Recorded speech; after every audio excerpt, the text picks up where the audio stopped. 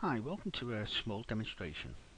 In this particular demonstration, I'm going to use a form with a response. This could be a quiz, it could be a test, it could be just an acknowledgement of a submission of work. But the best thing about this is, once we've created the response spreadsheet, where we get all our information about people who've submitted the work, or a submission for a portfolio, for instance, or something that they'll put on their Google site. What we can do is we can manipulate that spreadsheet to send a confirmation email to either the lecturer, the teacher, to say that they've actually submitted the work. But it also gives a confirmation to the students as well, so they know that they've actually particularly sent this particular work as well. So it's a little bit a safety measure for the students to say that they've actually submitted their work, and therefore the email response would be their evidence of such an act. Okay, so how do we do this? Well, first of all, I'll just show you the form, what I've created. There's some important information in it, the way I've set it up. Okay, this is just a test form, and I've already preset it just to save a bit of time. So I'll put in the first name of the student, the surname of the student, their email address, and what type of test submission they're actually submitting, so they can check all the boxes if they wish, or just use one. I'm just going to add one just so you can see, so I'll just add. And what I'm going to do here is I'm going to put in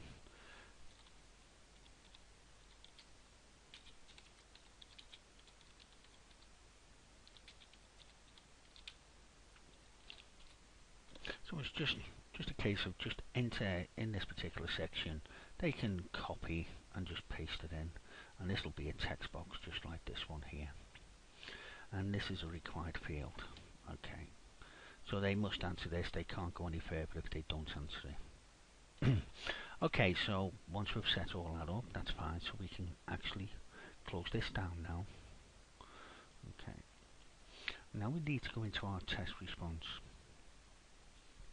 Now in here, this is where it gets a little bit more difficult. As you can see, I've got my timestamp, so this is really good because it tells me exactly when they've actually completed that particular form. These are the headings that I've got, like first name, surname, their email address, test submission, and the best thing is we can do a filter. So when we get a response, we can actually just, if I put a filter on there, we can actually drop it down and we can get the filters. So number 1, 2 and 3 will be in here, so I can just see all the 1s or all the 2s or all the 3s.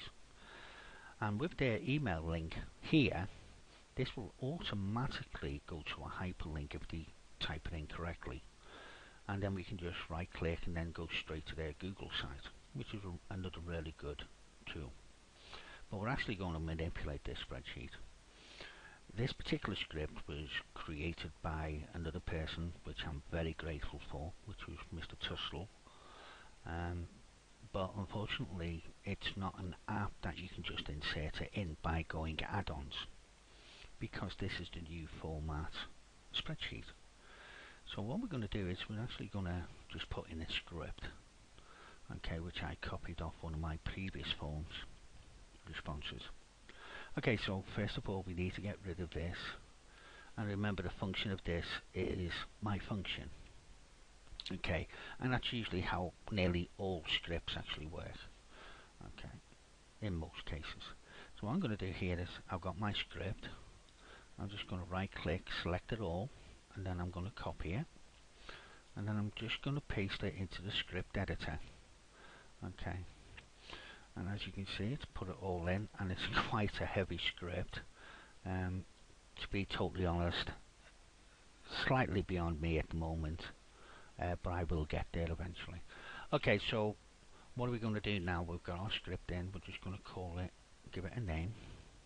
So I'll call it the same name as the test, so test form, and then click OK. So it's just saving. Now what we've got to do is we've got to run it, and it's a my function. So we'll start the my function, What happens now is it asks us for authorization, so it's got a couple of things it needs to look at and we need to give it access to. So just click continue, and if you're happy with all of these, then just click accept. Okay, that's fine. Okay, don't worry about the script function not found, my function dismissed. Don't worry about that. Just go into resources, and what we need to do now is we need to create a trigger event. So we're just going to create one, and if you see no triggers set up, click here to add one now, and we're going to add one. Now normally it'd be time driven, but it's going to be from the spreadsheet itself. So once information goes into the spreadsheet, it's going to set a trigger, and then it's going to do the app. Okay, so from spreadsheet and on open, so it's on form submission. So what comes in from the form starts a trigger, and the email response actually starts that trigger. Okay, so save. And then what we need to do is we need to actually install it into the spreadsheet. Remember, we're in editing mode here, in script editing mode. So I'm just going to click install. Okay, and as you can see, the icon's working there. So we're finished with this section now. So we'll just close that. And as you can see, it's asking us to install the form emailer. Just click install. And as you can see here, it's actually put it onto a second page. Now, there's a bit of information this gentleman kindly put in for us, which was really good. In other words, if you change the name of this particular form, then you've got to change it in the script. Okay, so I would just leave it as it is. So now what you can see is you can actually see a formula status. Okay, you can see the timestamp, first name, surname, your email, and test submission, and enter your Google site.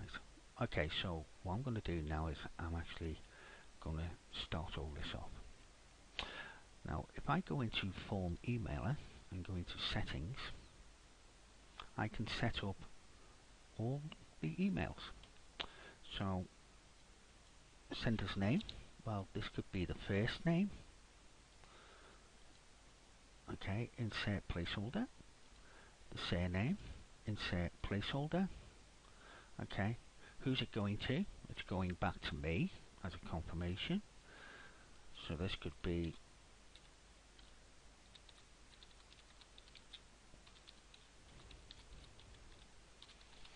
submission confirmation, and that's all I need. Okay, what I can do is I can carbon copy that, so I can actually put it in for the personal learning advisor if they need to know about the submissions as well. So we'll just save and close. But first of all, what I'm going to do is I'm actually going to tell it I want it to send another email. Now the events that you could have on emails, okay, are usually you can use quite a few. So I'm just going to use 2 email events. Save and close. Okay, then I'm going to go back in and I'm going to do the setup for the second one. And as you can see now, I've got 2 email events. This one is going to be from me. So Steve, who's it going to? Well, let's insert a placeholder. This is why it was important to have your email address on the form, because a student will put in their email. And insert placeholder. And this could be confirmation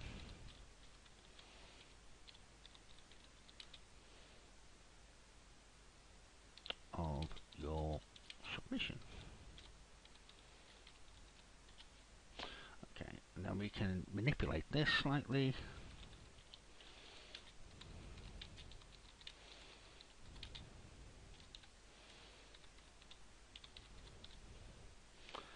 And we can put a break in. And there you go. Okay, so that's the actual email response done. Okay, so what I'm going to do is I'm actually going to show you how it actually works. So I'm going to save and close that. I'm going to close that, open the test form, view it live, I'm going to put my name in.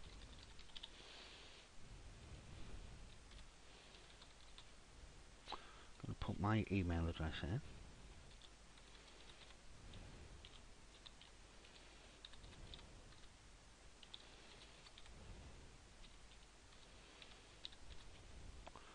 Okay, I'm going to click test 1 and test 2, and I'll show you how that works later. I'm just going to put www, and then I'm going to submit. Okay, so we've actually submitted it now. Let me just have a look at view responses, and there you can see the submission by myself. And if we just navigate this, or just move this across slightly, you will see that email 1 is sent and email 2 is sent. How can we evidence that? Well, let me just go into my email account, and I should have 2 emails. And there you go, confirmation of your submission, which is me. Okay, so thank you for your submission. And if I go back one and go there, and there is submitted values. So that's getting sent to me from the student with the first name and surname in it.